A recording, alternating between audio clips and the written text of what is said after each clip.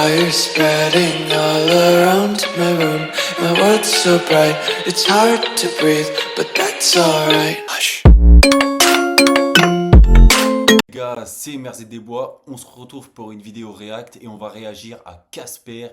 On va voir quelle est sa stratégie de trading. C'est parti. Le scalping en trading, quand tu maîtrises ça, je peux te dire que faire de l'argent sur le marché devient extrêmement facile. Et pourtant, très Déjà, ça commence mal, Casper. Faire du trading, c'est pas facile. Comme je vous le dis dans la formation, le trading, c'est un métier. Que tu fasses du scalping, du day trading ou du swing trading, c'est un travail. Et tout travail dans le marché financier, c'est risqué et c'est pas facile. traders ont une stratégie de scalping qui fonctionne et qui leur permet de manière régulière de gagner Ça, par contre, c'est bien. Il parle de stratégie. Une stratégie, c'est ultra important parce que si vous n'avez pas de stratégie, vous allez aller droit dans le mur.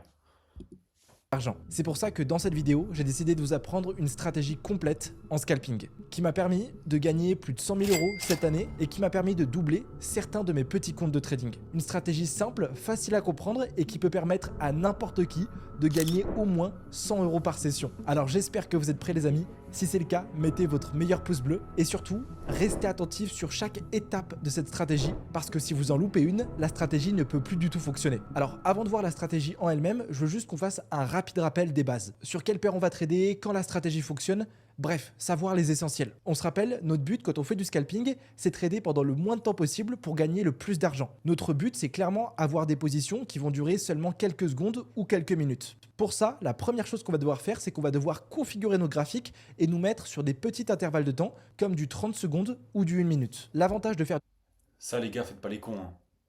Configurez bien votre graphique. Ne le laissez pas en 30 minutes ou 1 heure ou 4 heures, hein. Parce que sinon...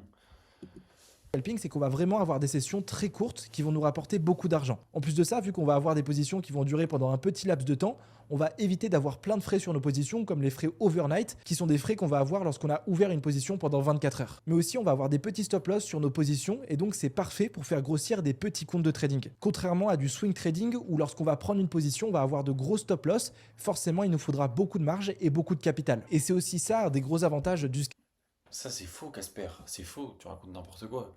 C'est l'inverse. En scalping, tu as besoin de beaucoup d'argent parce que tu vas aller chercher des petits pourcentages. Tu vas aller chercher des 0,5, maximum 1%. Après, si ton trade est en positif, tu vas le laisser courir et tu vas recommencer un autre trade. Alors que en swing trading, bah, tu vas aller chercher la performance. Ça veut dire, oui, effectivement, tu vas avoir un SL à 5 ou 10% moins. Et tu vas avoir un TP à plus 10, plus 20, plus 30 en fonction de ton RR. Si tu fais un 1 pour 3, ça veut dire en moins 10%, plus 30%. Tu mets 1000, tu prends 300 € pour en risquer 100. Alors qu'en scalping, bah, si tu je sais pas, si tu mets un TP à 1% et un SL à 0,5, bah, tu vas prendre 10 € pour perdre 5 euros. Tu vas pas prendre énorme. c'est que nos positions, elles vont durer maximum quelques minutes. Alors que pareil pour le swing trading, on va peut-être ouvrir une position lundi, qu'on va venir fermer jeudi, c'est-à-dire qu'on va avoir notre position lundi, mardi, mercredi, jeudi qui va tourner. Et personnellement, je trouve ça beaucoup plus stressant d'avoir une position qui va tourner avant d'aller dormir, lorsqu'on se réveille. On est tout le temps obligé de regarder qu'est-ce qui est en train de faire le marché, qu'est-ce qui est en train de faire le prix, est-ce que ça se dirige vers mon take profit, est-ce que ça se dirige vers mon stop loss. Alors que ici en scalping, Non, non, non, non, non. Parce que si tu appliques la méthode du break-even, ça veut dire que tu vas laisser courir ton trade. Donc oui, tu seras sur ton téléphone jusqu'à temps que ton trade passe en positif, atteint un certain seuil. Si tu as défini que ton seuil où tu vas placer ce break-even est à 5%, donc dès que le marché atteint 5% au-dessus de ton prix d'entrée, et bah tu vas décaler ton SL au niveau de ton prix d'entrée. Donc ça veut dire que dans tous les cas, si ça vient taper ton SL, tu ne perdras pas d'argent. Donc tes émotions, elles sont totalement détachées. on fait notre session. Une fois que notre session est terminée, on éteint nos écrans, on n'a plus aucune position ouverte et on peut aller faire du sport, on peut faire ce qu'on veut sans avoir cette pression. Ça, c'est vrai. Par contre, quand tu fais du scalping, ce qui est bien, c'est que tu vas travailler de 1 heure à 3 heures. Et pendant ce temps-là, par contre, tes émotions elles vont être à rude épreuve. Mais juste après, dès que tu as fini cette session, tu fais ce que tu veux. Tu vas voir tes potes, tu vas à la salle, tu fais n'importe quoi. Par contre, pour pouvoir trader 1 heure à 2 heures par jour, on va avoir besoin de volatilité sur le marché. Donc c'est quoi la volatilité? C'est tout simplement plus un actif bouge, plus il est volatile, moins il bouge, moins il est volatile. Et pourquoi c'est important cette volatilité? Imaginez-vous un surfeur qui arrive dans un océan et il n'y a pas de vague, ou il y a des petites vagues de 50 cm. Ça va être très difficile pour ce surfeur de se lever sur sa planche, de prendre une vague et de faire des figures. Maintenant, imaginez-vous ce même surfeur, il décide d'aller dans un océan avec plein de vagues. Des vagues qui vont faire 1,50 m, 2 mètres. Là, pour le coup, ça va être beaucoup plus facile pour lui de prendre des vagues, de se lever et faire des figures dessus. Nous, en trading, ça va être exactement pareil. Ça va être hyper difficile pour nous de trouver des opportunités lorsqu'on va avoir un marché qui va être complètement plat, alors que quand on va avoir un marché qui est volatile, ça va être très facile pour nous de trouver des points d'entrée en achat ou en vente sur le marché. Donc vous le savez, il y a 3. Et aussi, il faut savoir repérer les tendances pour pouvoir, bah, si c'est la tendance elle est haussière, bah, tu fais des longues. Si elle est baissière, tu fais des shorts. Et quand ça range, bah, tu trades pas. Parce que c'est trop compliqué de trade quand ça range pour du scalping. Et même façon que ça soit du scalping, du day trading ou du swing trading, quand le marché est range, tu fais rien, tu patientes. Principale session de trading. La session asiatique, la session européenne et la session américaine. La session asiatique, c'est toutes les places financières, Singapour, Hong Kong. La session européenne, c'est Paris, Londres. Et la session américaine, c'est du coup tous les États-Unis. Nous, on va principalement se concentrer sur la session américaine. La session qui commence à 14h30 heure française et qui termine à 20h. C'est vraiment ici qu'on va avoir 80% des mouvements sur le marché, qui va y avoir le plus de volume et donc forcément le plus de volatilité. Et je vous déconseille d'ouvrir un trade autre que sur ces créneaux-là. Vous allez voir que cette stratégie peut vous rapporter. Alors oui, tu auras beaucoup plus de volatilité pendant cette période-là, certes, mais en vrai, tu peux trade le matin comme le soir, comme la nuit, tu auras quand même de la volatilité, enfin en crypto-monnaie, je parle bien évidemment, en bourse, etc. Je connais pas, je trade pas, donc je peux pas savoir, mais je sais qu'en crypto, dans tous les cas, n'importe quelle heure, tu auras peut-être plus d'opportunités entre 14h30 et 20h, ça c'est sûr, mais dans les autres plages horaires, bien évidemment que tu pourras trade. Beaucoup d'argent, mais dès qu'on a moins de volatilité sur le marché, ça va être très difficile pour nous de trouver des opportunités. Et je trouve que c'est aussi un avantage que cette stratégie marche que sur la session américaine. Parce que je sais qu'il y a beaucoup d'entre vous qui travaillent ou qui font des études à côté de leur trading. Et donc vous, dès que vos cours sont terminés ou que vous débauchez, ça va être 17h, 18h et vous allez pouvoir faire du scalping. Alors que par exemple sur du swing trading, Les gars, si vous pouvez pas faire du scalping parce que vous n'avez pas le temps, c'est pas grave. Faites du day trading, faites du swing trading. Vous ferez peut-être même plus d'argent en ne faisant pas de scalping qu'en voulant en faire à tout prix. Ça se trouve, vous allez tellement vouloir en faire du scalping que vous allez perdre de l'argent. vous devez être connecté tout le temps parce que des opportunités peuvent avoir lieu tout le temps. Et franchement, c'est une fausse croyance de se dire Bah non, bah non. Que tu fasses du swing trading, du day trading ou du scalping, dans tous les cas, tu dois t'informer. Parce que peu importe ce qui va se passer, certes que le swing trading, bah, vu que c'est sur une longue période, bah, faut que tu restes informé.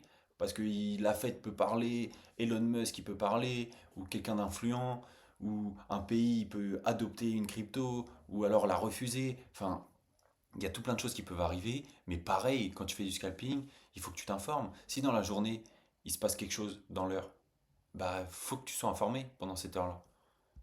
qu'en trading, on doit tout le temps, comme dans les films, rester tout le temps sur nos écrans à regarder qu'est-ce que fait le marché. Pas du tout, c'est une fausse croyance. Moi, je trade que 2 heures par jour et je gagne plus de 30 000 euros par mois grâce à mon trading. Il faut vraiment comprendre qu'en trading, on est payé à nos prises de décision et pas du tout au temps qu'on va passer sur le marché. Pareil, pour les actifs qu'on va trader, je vais vous Ça, c'est vrai, les gars. Des fois, vaut mieux pas trade, se retirer, attendre la bonne opportunité, trade à ce moment-là, plutôt que vouloir toujours être sur le marché, toujours vouloir trade. Surtrader, c'est pas bon. aller sur des actifs qui sont volatiles, notamment les indices boursiers, Dow Jones, S&P, les matières premières, le gold, et si vous voulez, vous pouvez aller sur le crypto-monnaie, mais plus vers le Bitcoin. Je vous Les gars, les cryptos, c'est là où il y aura le plus de volatilité. Et donc, c'est là où tu auras plus de perspectives pour pouvoir faire du scalping. Parce que plus il y a de volatilité, plus tu peux snipe. Donc, et que tu peux réaliser plein de trades en fait, tout simplement, vu qu'il y a beaucoup de volatilité. Comme il a dit, restez sur le Bitcoin, l'Ethereum, Solana. Commencez pas à aller dans des altcoins bizarres. Allez peut-être sur l'ADA à la limite, le Doge, mais commencez pas à aller sur Injective ou j'en ai pas Shiba Inu. Non, restez sur les principaux. Conseille d'utiliser cette stratégie sur le marché du Forex et je vous déconseille encore plus d'utiliser cette stratégie sur des paires qui sont exotiques. Qu'est-ce que c'est qu'une paire exotique? C'est une paire qui est très peu tradée, c'est-à-dire que n'allez pas utiliser cette stratégie sur le yen japonais contre le pesos mexicain. C'est pas que la stratégie ne marche pas sur ces paires, mais c'est juste que quand vous allez trader des paires exotiques, vous allez avoir beaucoup plus de commissions que le broker va vous prendre, qu'on appelle le spread. Le spread, c'est quoi? C'est tout simple, c'est la différence. Ça les gars, ultra important le spread. Parce que ça va vous grignoter un peu votre trade. Donc il va falloir le prendre en compte. Le prix du marché et le prix sur lequel vous allez acheter le marché. Donc par exemple, il y a un actif qui coûte 100 dollars. Vous, lorsque vous allez cliquer sur Buy, vous allez être déclenché à 100,10 dollars. Ce 0,10 dollars de plus, c'est le spread. C'est la commission que le broker prend qui est obligatoire. Et en fait, il faut comprendre que ce spread, il est flottant. C'est-à-dire que le broker va prendre plus ou moins de commission en fonction de l'heure que vous allez trader, mais aussi de la paire que vous allez trader. Et en fait, moins une paire est connue, moins il y a de volume dessus et plus le spread va être gros. Donc là, vous allez me dire, ouais, mais Casper, c'est uniquement quelques centimes. Ouais, mais quelques centimes, plus quelques centimes. Tu multiplies ça par les intérêts composés, à la fin de l'année, je peux dire que ça fait une grosse différence sur ta rentabilité. Bah, c'est ça en fait. Comme il l'a dit, après votre rentabilité, elle va être minime. Enfin, elle va, elle va pas être minime, mais vous allez perdre de l'argent bêtement à cause de ce spread. Donc faites très attention au spread. Vraiment, concentrez-vous sur des marchés qui sont volatiles, mais des paires qui sont tradées par énormément de personnes pour éviter d'avoir ce problème de spread. Personnellement, moi, cette stratégie, je l'utilise quasiment que sur le marché du gold. C'est là où on va avoir le plus d'opportunités, le moins de spread, et ça va clairement être la paire la plus rentable. Maintenant qu'on a mis au clair toutes les bases, on va rentrer dans le dur, c'est le moment d'être focus. Donc la règle numéro 1, ça va être suivre la tendance. On le sait, il y a deux tendances sur le marché. Une tendance Non, trois tendances. Haussière, baissière, le range.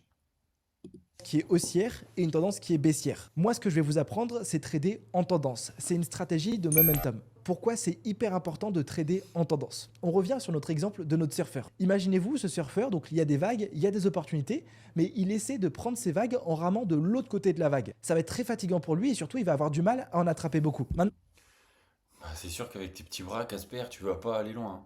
imagine-toi ce même surfeur qui décide de s'orienter avec la vague. Il va se déplacer beaucoup plus rapidement, avec moins d'efforts, et puis surtout, il va prendre quasiment toutes les vagues. En fait, c'est exactement pareil pour un trader. Un trader, il doit surfer sur le mouvement déjà existant, il doit profiter de la force du prix au lieu de lutter contre elle. Et tu vas voir que, en plus de ça, quand tu trades en tendance, tu vas moins avoir besoin d'être précis sur le marché, tu auras un meilleur win rate, c'est-à-dire que ton taux de succès sur chaque trade sera beaucoup plus élevé, et surtout, en fait, tu vas pouvoir aller chercher des prises de profit, donc des take profit, qui vont être beaucoup plus gros. Forcément, ça impacte ta rentabilité.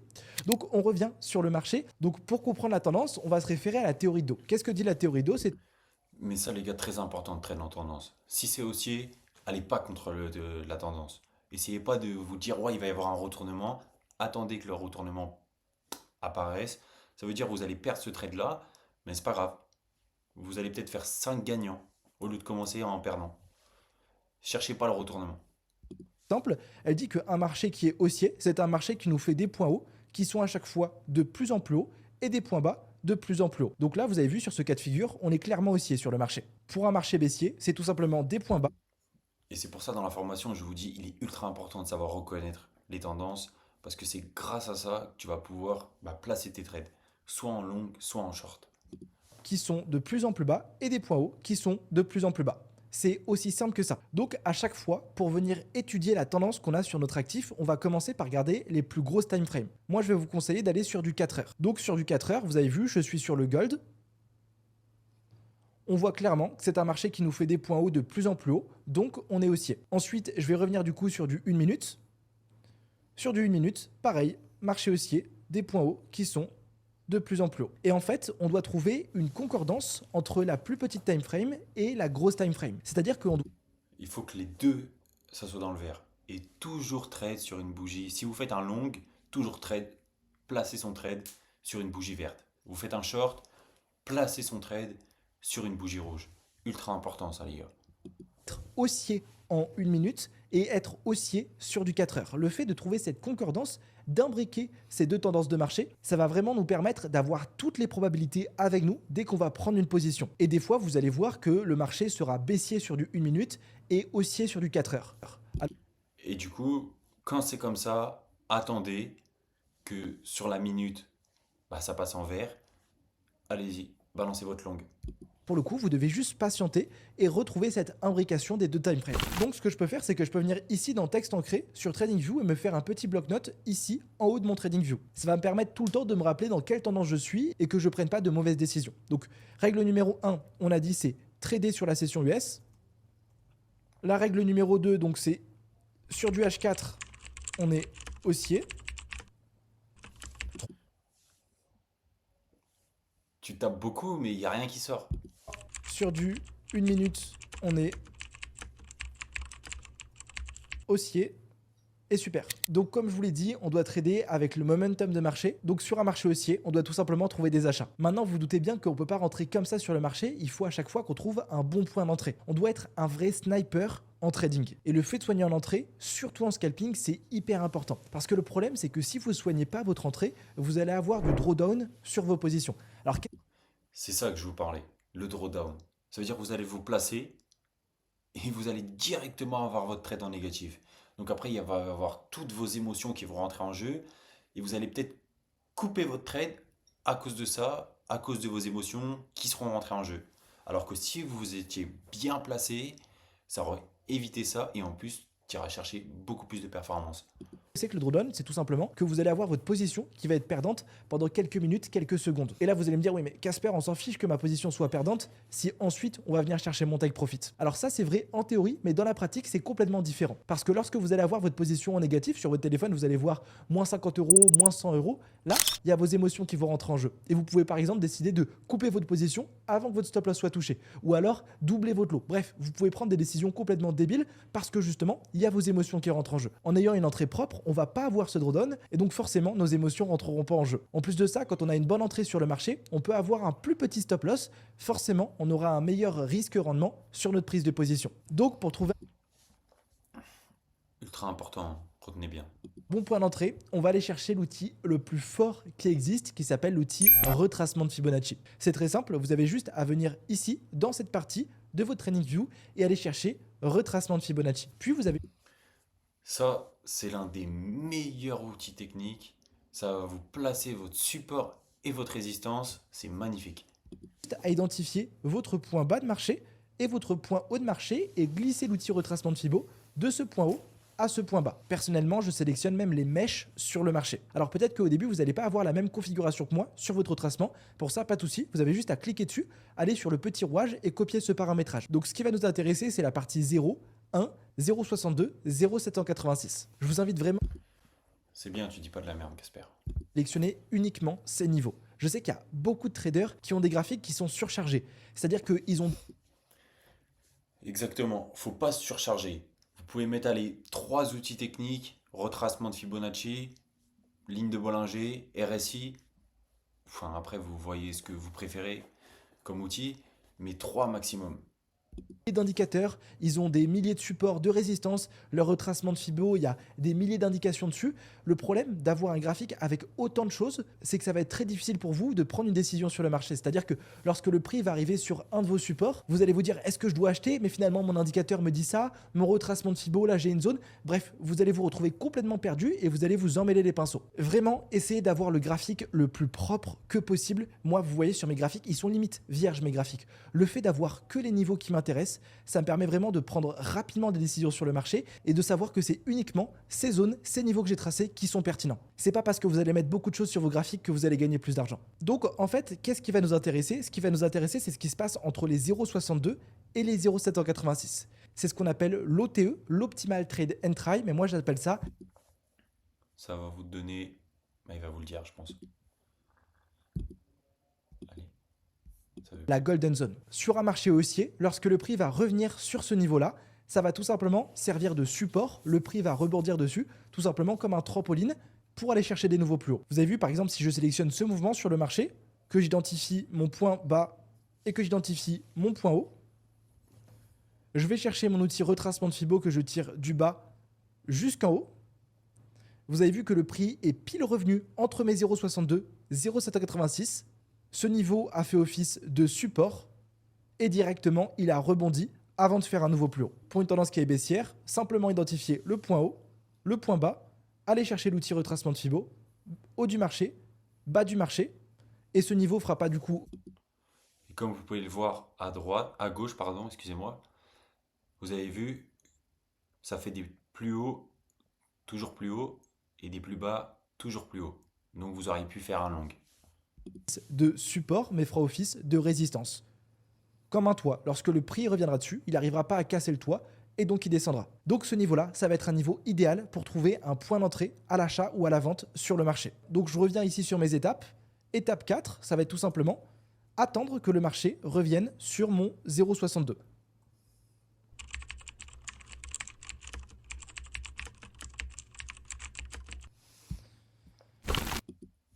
Tu nous as refait le coup. Vous allez voir des fois les amis que le marché ne reviendra pas sur ce niveau. Et c'est pas pour ça que vous devez rentrer sur le trade. Si on revient pas sur votre niveau, ne faites rien. Attendez la prochaine opportunité. Vous devez vraiment être discipliné, vous devez vraiment être comme un sniper sur le marché. Un sniper, s'il n'y a personne dans sa ligne de mire, il va pas. C'est ça les gars. Il faut être discipliné, vous tenir à votre RR. Si vous avez décidé au début de votre session, j'ai un RR de 1 pour 3, c'est tout. 1 pour 3. Si, voilà, ça, tous les éléments sont pas, enfin, vous n'avez pas détecté l'opportunité, ça sert à rien de vouloir se placer absolument. Attendez le bon moment. Bah, c'est pareil en trading. Si le marché ne revient pas sur nos niveaux, on ne va pas rentrer sur le marché. Surtout que vous allez voir qu'en scalping, on va avoir vraiment beaucoup d'opportunités sur une seule session. Vous pouvez prendre jusqu'à 6 trades dans la journée. Donc là, tu me dis 6 trades dans la journée. Au tout début de ta vidéo, tu nous as dit de pouvoir faire 100 euros en une journée, en une session de trade. Et là, tu me dis 6 trades. Ça veut dire que tu mets 1000 euros. Ça veut dire qu'il faut que tu passes presque un 2% à chaque fois en scalping. Et 5 fois 2% pour faire 100 euros. J'y crois moyen. On va voir ce que le prix va faire.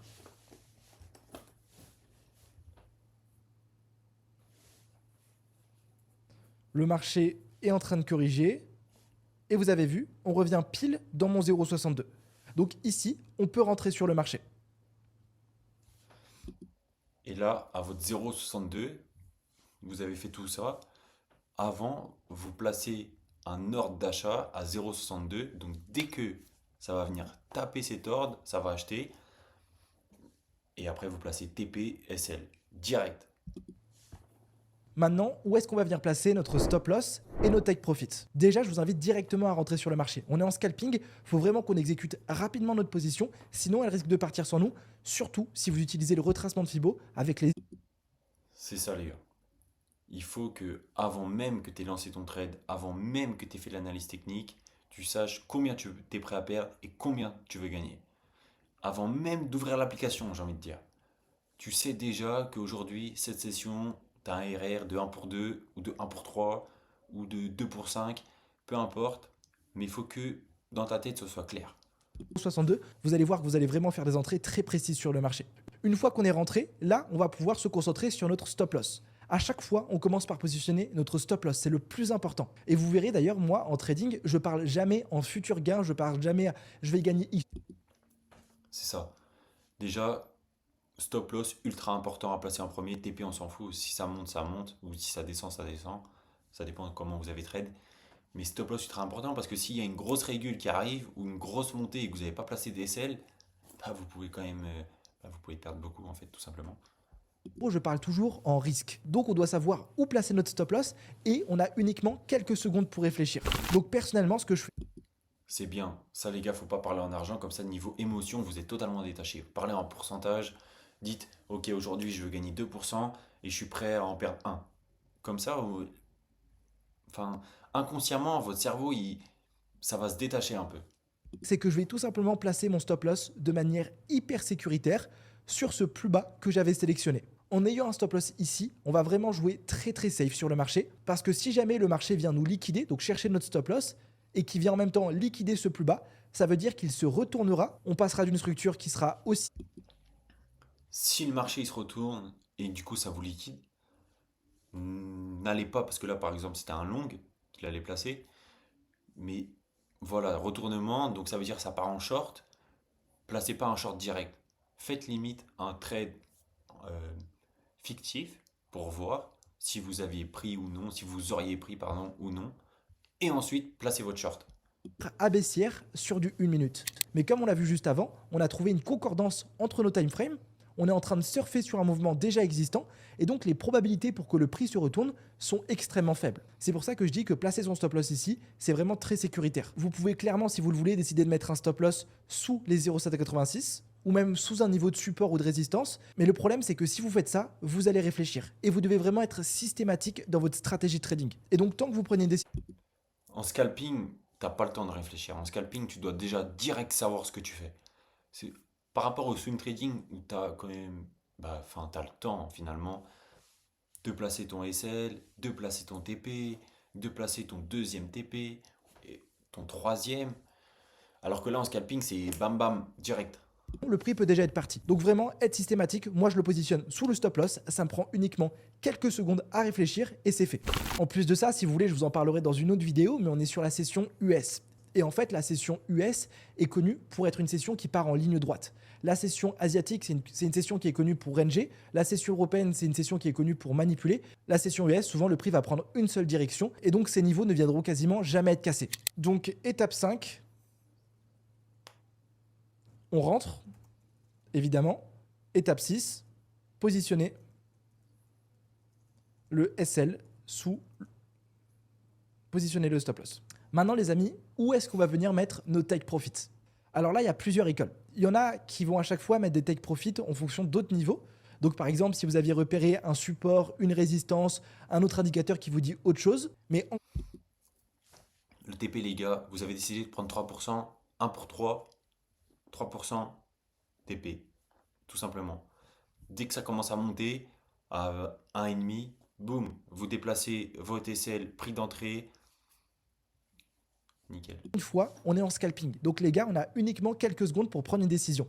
Moi, je vais vous inviter à avoir un take profit qui est fixe de 2 de risk reward.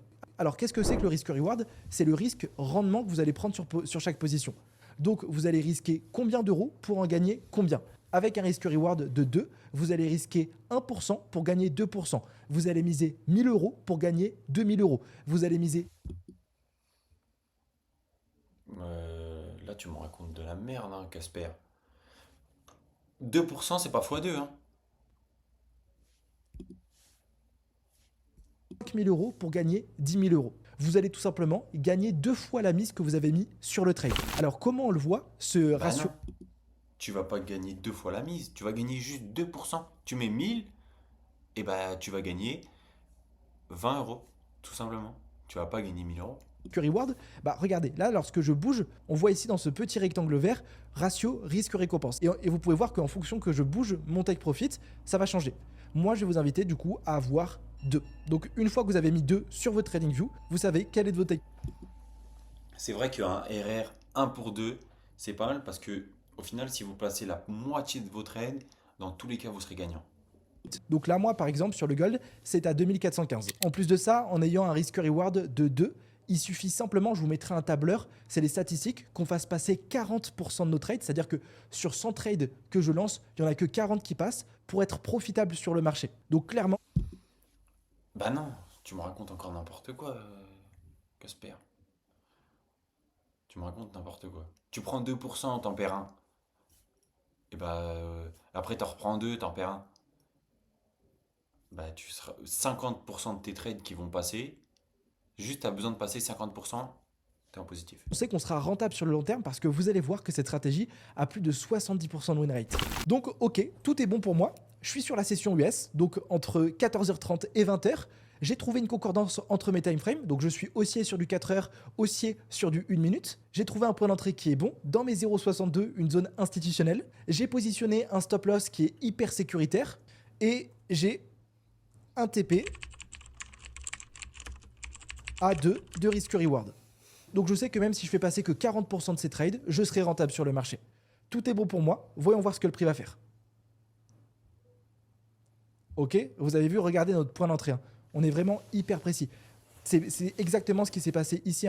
Si je reprends mon Fibo, bas de marché, haut de marché, à chaque fois lorsque le marché revient ici, C'est une zone institutionnelle, je pourrais vous faire une vidéo dessus si vous voulez, mais on a tout le temps des points d'entrée qui sont vraiment très très précis. Et donc comme C'est pour ça, les gars, en scalping, ultra important Fibonacci.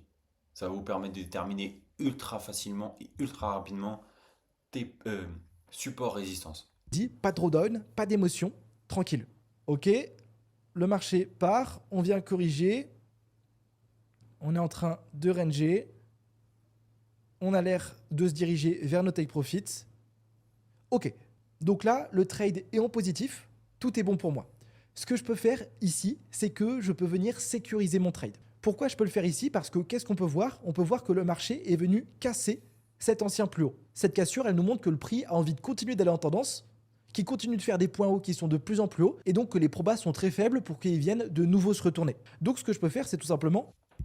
C'est pour ça qu'à ce moment-là, tu peux placer ton break-even parce que tu n'es pas sûr que ça va continuer à monter. Il peut y avoir retournement, potentiellement. sortir mon risque sur le marché, c'est-à-dire que le stop loss que j'avais configuré ici, le mettre à mon point d'entrée. Un conseil, mets-le pas à ton point d'entrée, mets-le un tout petit peu plus haut, mets-le en positif.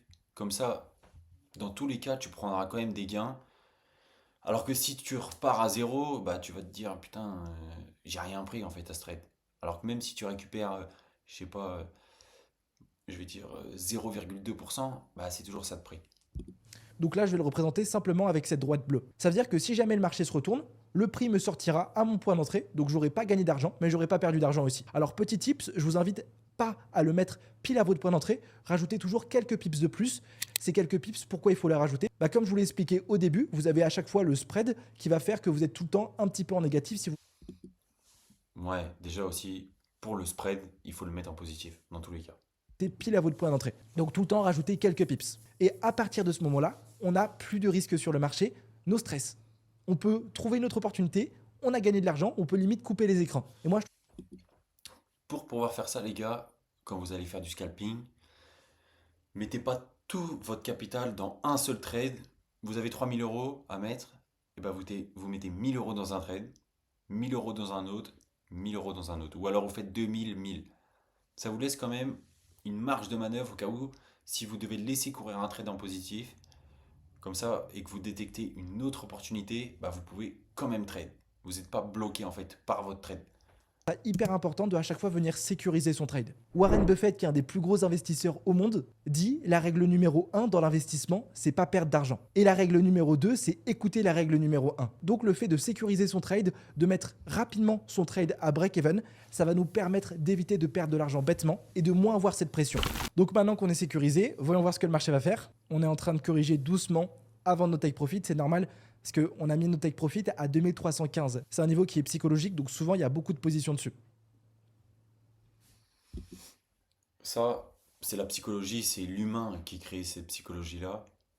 Tous les 5 et les 0, psychologie humaine. Ok. Et take profit. Explosé. Sur ce trade, si vous aviez misé 100 euros, vous aurez gagné 200 euros. Et cette stratégie de scalping a plus de 60% de win rate. D'ailleurs, vous avez vu, ce trade, on aurait pu prendre exactement le même juste avant. Donc vous avez vu, donc ici bas de marché, haut de marché, on serait rentré là. Bah non. Tu mets 100 euros, tu peux pas gagner 200 euros. T'as fait un 2%. Mais raconte n'importe quoi.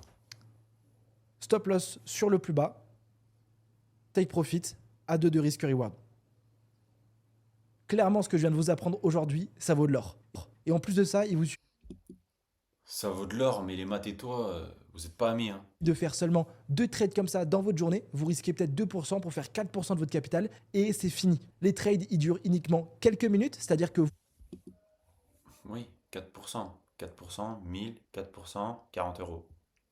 pouvez clairement les faire lorsque vous sortez du travail, lorsque vous sortez de votre boulot. Vous n'avez pas la pression d'avoir des trades qui vont couler toute la journée ou toute la soirée. Vous faites 1 heure de scalping, vous pouvez gagner des milliers d'euros. C'est la stratégie parfaite pour faire grossir des petits comptes de trade. Des milliers d'euros, mais pour gagner des milliers d'euros, les gars, il faut investir des milliers d'euros. C'est pas avec 100 euros que tu vas faire des milliers d'euros. Sache-le.